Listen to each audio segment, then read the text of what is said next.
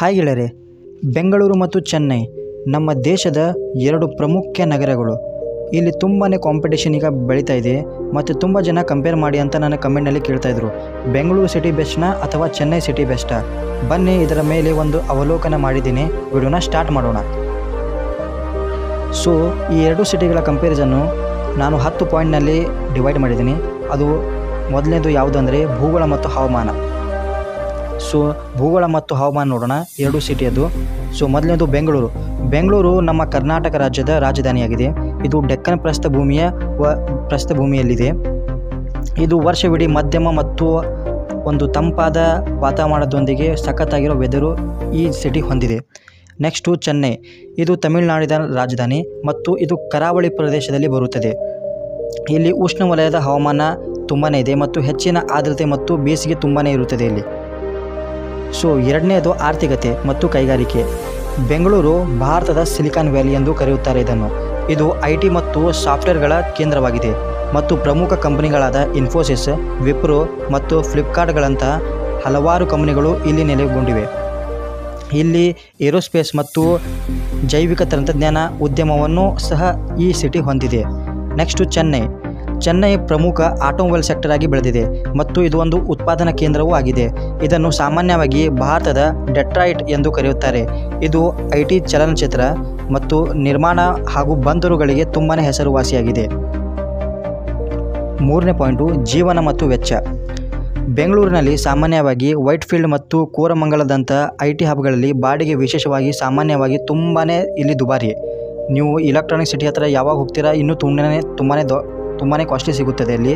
ಮತ್ತು ಇಲ್ಲಿ ಸಾರಿಗೆ ಮತ್ತು ಊಟದ ಹೊರವಲಯವು ತುಲನಾತ್ಮಕವಾಗಿ ದುಬಾರಿನೇ ಇದೆ. ಇಲ್ಲಿ ತುಂಬಾ ಎಲ್ಲನೂ ತುಟ್ಟಿ ಆಗ್ತಾ ಇದೆ. ಸೊ ನೋಡಿ, ನಾವು ಚೆನ್ನೈದು ಕಂಪ್ಯಾರಿಸನ್ ಮಾಡಿ ನೋಡೋಣ. ಚೆನ್ನೈಯಲ್ಲಿ ಬಾಡಿಗೆ ಮತ್ತು ಅಲ್ಲಿಯ ಸ್ಥಳೀಯ ಸಾರಿಗೆಯ ವಿಶೇಷದಲ್ಲಿ ಹೆಚ್ಚು ತುಂಬಾ ಅಷ್ಟೊಂದು ದುಬಾರಿ ಏನಿಲ್ಲಲ್ಲಿ. ಅದ್ಯಾಗೂ ಆದ ಮತ್ತು ಮಾಡಿದ ಕೆಲವೊಂದು ಸರಕು ಮತ್ತು ಐಷಾರಾಮಿ ವಸ್ತುಗಳು ಸ್ವಲ್ಪ ದುಬಾರಿ ಇರುತ್ತವೆ ಇಲ್ಲಿ. ಸಾರಿಗೆ ಮತ್ತು ಮೂಲಸೌಕರ್ಯ ನೋಡೋಣ. ಬೆಂಗಳೂರು ಸಂಚಾರ ದಟ್ಟಣೆಗೆ ಒಂದು ಸ್ವಲ್ಪ ಸಮಸ್ಯೆಯನ್ನು ಉಂಟು ಮಾಡುತ್ತದೆ ಇಲ್ಲಿ, ಅಂದರೆ ನಮ್ಮ ಟ್ರಾಫಿಕ್ಕು. ಮತ್ತು ಇಲ್ಲಿ ಮೆಟ್ರೋ ಇನ್ನೂ ತುಂಬಾ ವಿಸ್ತರಣೆ ಆಗ್ತಾ ಇದೆ ಮತ್ತು ಅಂತಾರಾಷ್ಟ್ರೀಯ ವಿಮಾನ ನಿಲ್ದಾಣವು ಇಲ್ಲಿ ಇದೆ ಮತ್ತು ಇನ್ನೊಂದು ಅಂತಾರಾಷ್ಟ್ರೀಯ ವಿಮಾನ ನಿಲ್ದಾಣ ಮಾಡೋದಕ್ಕೆ ನಮ್ಮ ಸರ್ಕಾರ ಪ್ಲ್ಯಾನ್ ಮಾಡ್ತಾ ಇದೆ. ನೆಕ್ಸ್ಟು ಬೆಂಗಳೂರಿನಲ್ಲಿ ಕನೆಕ್ಟಿವಿಟಿ ತುಂಬಾ ಸಖತ್ತಾಗಿದೆ ರೋಡಿಂದು. ಸೊ ಎರಡನೇದು ಈಗ ಚೆನ್ನೈದು ನೋಡೋಣ. ಚೆನ್ನೈ ಉತ್ತಮ ರಸ್ತೆ ಹೊಂದಿದೆ ಮತ್ತು ಮೂಲಸೌಕರ್ಯನೂ ಹೊಂದಿದೆ. ವಿಸ್ತಾರವಾದ ಉಪನಗರ ಇದೆ. ಇಲ್ಲಿ ರೈಲು ಜಾಲ ಮತ್ತು ಮೆಟ್ರೋ ಜಾಲನೂ ಇಲ್ಲೂ ಸ್ವಲ್ಪ ಸಖತೆ ಆಗಿದೆ. ನೆಕ್ಸ್ಟು ಮೆಟ್ರೋಗೆ ಇನ್ನೊಂದು ಎಕ್ಸ್ಟ್ರಾ ಪಾಯಿಂಟ್ ಎಲ್ಲಿ ಹೋಗುತ್ತೆ ಅಂದರೆ ಚೆನ್ನೈಗೆ ಎಕ್ಸ್ಟ್ರಾ ಪಾಯಿಂಟ್ ಎಲ್ಲಿ ಹೋಗುತ್ತೆ ಅಂದರೆ ಇಲ್ಲಿ ಬಂದರೂ ಒಂದು ಎಕ್ಸ್ಟ್ರಾ ಕನೆಕ್ಟಿವಿಟಿ ಇದೆ, ಅಂದರೆ ಸಮುದ್ರದ ಕನೆಕ್ಟಿವಿಟಿ. 5ನೇ ಪಾಯಿಂಟು ಸಂಸ್ಕೃತಿ ಮತ್ತು ಭಾಷೆ. ಮೊದಲನೇದು ಬೆಂಗಳೂರಿನಲ್ಲಿ ಕನ್ನಡ ಭಾಷೆಯನ್ನು ಮಾತಾಡುತ್ತಾರೆ ಪ್ರಥಮವಾಗಿ. ನೆಕ್ಸ್ಟು ಇಲ್ಲಿ ಇಂಗ್ಲೀಷು ಮತ್ತು ಹಿಂದಿಯನ್ನು ವ್ಯವಹಾರಕ್ಕೆ ಇದನ್ನು ಮಾತಾಡುತ್ತಾರೆ. ಎರಡನೇದು ಚೆನ್ನೈನಲ್ಲಿ ಓನ್ಲಿ ತಮಿಳು. ಇದು ತಮಿಳು ಗುರುತು ಹೊಂದಿದ ಸಿಟಿ ಇದು. ಇಲ್ಲಿ ಅದನ್ನು ಬಿಟ್ಟು ನಿಮಗೆ ಜಾಸ್ತಿ ಮಾತಾಡಲ್ಲ ಯಾರು ಇಲ್ಲಿ.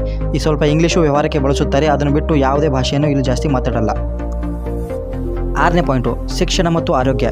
ಬೆಂಗಳೂರು IISc ಮತ್ತು IIMB ಮತ್ತು ಮಣಿಪಾಲ್ ಮತ್ತು ನಾರಾಯಣ ಹೆಲ್ತ್ನಂಥ ಆಸ್ಪತ್ರೆಗಳೊಂದಿಗೆ ಒಂದು ಆರೋಗ್ಯ ಸೇವೆಯನ್ನು ತುಂಬಾ ಇಂಪಾರ್ಟೆಂಟಾಗಿ ಇದು ಒದಗಿಸುತ್ತದೆ. ಎಜುಕೇಷನ್ನಲ್ಲಿ ಅಂತೂ ತುಂಬಾ ಸಖತ್ತಾಗಿದೆ. ಚೆನ್ನೈನೂ ಒಂದು ಎಜುಕೇಷನ್ ಹಬ್ಬು ಮತ್ತು ಇದು ಒಂದು ವೈದ್ಯಕೀಯ ಸೌಲಭ್ಯಕ್ಕೆ ತುಂಬಾ ಹೆಸರುವಾಸಿಯಾಗಿದೆ. ಅದರಲ್ಲಿ ಅಪೋಲೋ, ಶಂಕರ್ನಾಥ್ ನೇತ್ರಾಲಯ ದೇವಾಲಯ ಮತ್ತು ಇಲ್ಲಿ IIT ಮದ್ರಾಸ್ ಮತ್ತು ಅಣ್ಣಾ ವಿಶ್ವವಿದ್ಯಾಲಯಗಳಂಥ ತುಂಬಾ ಹೆಸರುವಾಸಿಯಾದ ಸಂಸ್ಥೆಗಳು ಇಲ್ಲಿವೆ. 7ನೇದು ಆಹಾರ ಮತ್ತು ಜೀವನ ಶೈಲಿ. ಬೆಂಗಳೂರೊಂದು ದಕ್ಷಿಣ ಭಾರತದ ಮತ್ತು ಉತ್ತರ ಭಾರತದ ಒಂದು ಅಂತಾರಾಷ್ಟ್ರೀಯ ಪಾಕ ಪದ್ಧತಿಯ ಒಂದು ಮಿಶ್ರಣವನ್ನು ಬೆಂಗಳೂರು ಹೊಂದಿದೆ. ರಾತ್ರಿ ಜೀವನ, ಅನೇಕ ಪಬ್ಗಳು ಮತ್ತು ಕೆಫೆಗಳೊಂದಿಗೆ ಇದು ರೋಮಾಂಚಕ ಜೀವನವನ್ನು ಕೊಡುತ್ತದೆ ಇಲ್ಲಿಯ ನಗರ. ನಂತರ ಚೆನ್ನೈ ಅಪ್ಪಟ ತಮಿಳು ಪಾಕ ಪದ್ಧತಿಗೆ ಇದು ತುಂಬಾ ಹೆಸರುವಾಸಿಯಾಗಿದೆ. ದೋಸೆ ಇರ್ಬೋದು, ಇಡ್ಲಿ ಇರ್ಬೋದು ಮತ್ತು ಅಲ್ಲಿಯ ಫಿಲ್ಟರ್ ಕಾಫಿಗೆ ಇದು ಹೆಸರುವಾಸಿಯಾಗಿದೆ. ನಗರವು ಹೆಚ್ಚು ಸಾಂಪ್ರದಾಯಿಕವಾಗಿ ಕರ್ನಾಟಕ ಸಂಗೀತ ಮತ್ತು ಭರತನಾಟ್ಯ ಇದಕ್ಕೆ ಇದು ಸ್ವಲ್ಪ ಹೆಸರುವಾಸಿಯಾಗಿದೆ. 8ನೇ ಪಾಯಿಂಟು ಪ್ರವಾಸೋದ್ಯಮ ಮತ್ತು ಆಕರ್ಷಣೆಗಳು. ಬೆಂಗಳೂರಿನಲ್ಲಿ Cubbon park, Lal Bagh, Nandi hills ಇಂಥ ಹಲವಾರು ಟೆಕ್ ಪಾರ್ಕ್ಗಳು ಇಲ್ಲಿ ಇವೆ. ಚೆನ್ನೈನಲ್ಲಿ ಮರೀನಾ ಬೀಚು. ನೆಕ್ಸ್ಟು ಚೆನ್ನೈ ಅಪರಾಧಗಳ ವಿಷಯದಲ್ಲಿ ಸುರಕ್ಷಿತ ಮತ್ತು ಅದರ ಶಾಖ ಮತ್ತು ನೀರಿನ ಕೊರತೆಗೆ ಒಂದು ಹೆಸರುವಾಸಿಯಾಗಿದೆ ಇಲ್ಲಿ ಚೆನ್ನೈ. 10ನೇ ಪಾಯಿಂಟು ಕ್ರೀಡೆ ಮತ್ತು ಮನೋರಂಜನೆ. ಬೆಂಗಳೂರು ಸಹಜವಾಗಿ ರಾಯಲ್ ಚಾಲೆಂಜರ್ಸ್ ಬೆಂಗಳೂರು ಅಂತ ಒಂದು RCB ಟೀಮ್ ಇದೆ ಇಲ್ಲಿ, ಮತ್ತು ಬೆಂಗಳೂರು FC ನಂತ ಒಂದು ತವರು ಫುಟ್ಬಾಲ್ ಒಂದು ಟೀಮ್ ಇದೆ, ಮತ್ತು ಬೆಂಗಳೂರು ಬುಲ್ಸ್ ಅಂತ ಒಂದು ಕಬಡ್ಡಿಯ ಟೀಮ್ ಇದೆ.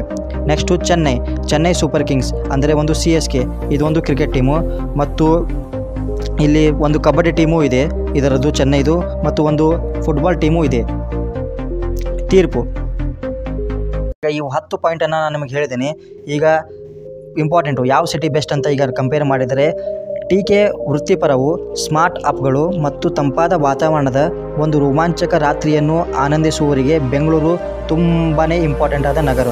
ಅಂದರೆ ಇದು ಯೌವನ, ಈ ನಮ್ಮ ಏನಂತಾರೆ ಯಂಗ್ ಪೀಪಲ್ ಅಂತ ನಾವು ಏನು ಹೇಳ್ತೀವಿ ನೋಡಿ, ಅವರಿಗೆ ಬೆಂಗಳೂರು ತುಂಬಾ ಇಷ್ಟ. ಆದರೆ ಬಲವಾದ ಸಾಂಸ್ಕೃತಿಕ ಬೆರಗುಗಳು ಮತ್ತು ಕರಾವಳಿಯ ಸಾಮೀಪ್ಯದ ಒಂದು ಆದ್ಯತೆಗೆ ಚೆನ್ನೈ ಹೆಸರುವಾಸಿಯಾಗಿದೆ. ಎರಡೂ ನಗರಗಳು ತಮ್ಮದೇ ಆದ ಆಕರ್ಷಣೆಯನ್ನು ಹೊಂದಿದೆ, ಮತ್ತು ಉತ್ತಮ ನಗರವು ವೈಯಕ್ತಿಕ ಆದ್ಯತೆಯನ್ನು ಅವಲಂಬಿಸುತ್ತದೆ. ಯಾವ ನಗರದ ಬಗ್ಗೆ ಹೆಚ್ಚು ಇಂಪಾರ್ಟೆಂಟ್ ನಿಮಗೆ ಇಷ್ಟ ಆಗಿದೆ ಅದನ್ನು ನೀವು ಕಮೆಂಟ್ನಲ್ಲಿ ಬರೆಯಿರಿ. ಸೊ ಆವಾಗೇ ತೀರ್ಪು ಮಾಡ್ತೀನಿ. ನಾನು ಇಷ್ಟೇ ತೀರ್ಪಿಗೆ ಬರ್ತೀನಿ. ಬೆಂಗಳೂರು ಚೆನ್ನೈಗೆ ಸ್ವಲ್ಪ ಮುಂದೆ ಇದೆ, ಅಂದರೆ ಚೆನ್ನೈ ಅದಕ್ಕಿಂತ ಸ್ವಲ್ಪ ಕೆಳಗೆ ಬರುತ್ತದೆ.